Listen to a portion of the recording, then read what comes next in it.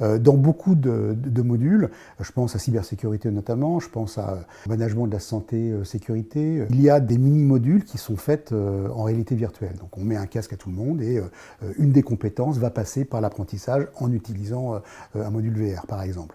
Mais ça va plus loin, c'est-à-dire qu'en Digital RH, ils doivent créer des modules pour d'autres, avec des vraies études de cas, avec des vraies entreprises qui leur posent commande, des modules effectivement en VR ou en 360. Donc ils apprennent à monter l'ingénierie pédagogique, les scénarios, les storyboards, puis après au tournage, donc aux manipulations des caméras, des plateformes de montage, etc.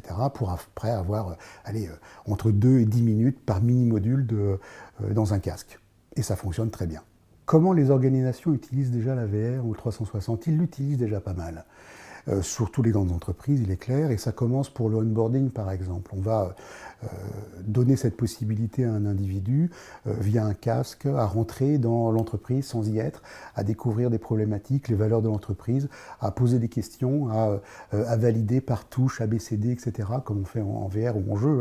La nouveauté, ce serait l'entreprise qui se dirait « Ah tiens, finalement, je ne l'ai pas, il faut que je le mette en route ». Ce qui fait qu'aujourd'hui, un des métiers, je dirais, nouveaux, c'est digitaliser les formations pour un service. Ça se fait de plus en plus et les emplois sont bons. Nous préparons nos étudiants à tous ces outils immersifs par leur utilisation, d'une part, qu'ils puissent mettre le casque et jouer, je dirais, suivant certains modules, avec des problématiques bien définies, ou même à créer eux-mêmes ce type de dispositif pour des formations, faire de façon virtuelle des onboarding pour les entreprises, ou des créations virtuelles, des intégrations avec des questions très très pointues en matière de formation à l'inclusivité par exemple. Ils designent, ils créent, ils produisent, ils post-produisent, et puis après ils voient comment c'est testé en entreprise.